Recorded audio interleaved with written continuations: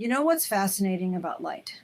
In ancient Jerusalem, they had these massive candelabras that were so bright, historians say they illuminated every single courtyard in the entire city. And that's exactly the backdrop where one of the most dramatic moments in religious history took place. That historical context really sets the scene. What was happening in Jerusalem at that time? Well, it was during the Feast of Tabernacles, and the whole city was literally glowing with these enormous lights. People were dancing with torches, singing praise songs all night long. And right in the middle of all this festivity, there's this intense confrontation. You mean the scene with the woman caught in adultery? That must have been quite a dramatic moment. Exactly. Here's this woman being dragged before Jesus by religious leaders who think they've got this perfect trap set up. If Jesus says to stone her, he violates Roman law. If he lets her go, he breaks Mosaic law. And instead of falling into their trap, he does something completely unexpected. He starts writing in the dirt.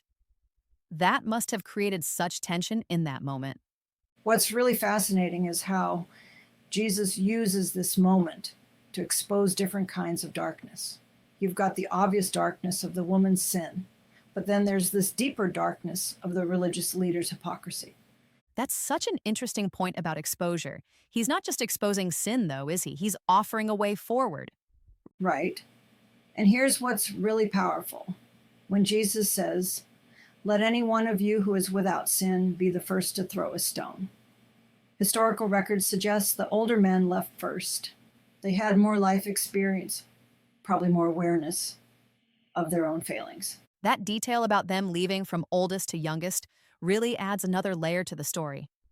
It's like watching self-righteousness crumble in real time. And then we get this incredible moment, Jesus alone with the woman. No condemnation, but also no excuses.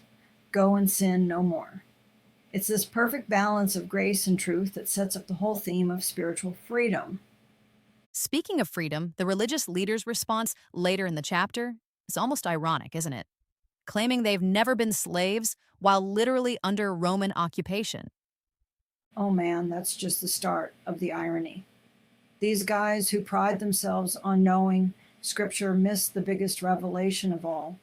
When Jesus declares, "Before Abraham was born, I am." He's literally echoing God's words to Moses at the burning bush. That statement was essentially a declaration of deity, wasn't it? No wonder they tried to stone him after that. And here's what's really mind blowing. This whole scene is happening in the temple treasury, probably right next to those massive candelabras when Jesus declares, "I am the light of the world." The symbolism would have been impossible to miss. That's such powerful imagery. The physical light of the festival pointing to this deeper spiritual truth. You know what's really challenging about this whole passage? It forces us to ask ourselves, are we more like the woman who received grace, or the religious leaders who thought they didn't need it? That's a pretty confronting question. It really makes you think about where we might be blind to our own need for grace. And that's really the heart of it. Jesus as this light that exposes everything, not to shame us, but to free us. The same light that illuminated Jerusalem during that festival is still shining today, still offering that same freedom. Well, that brings us full circle.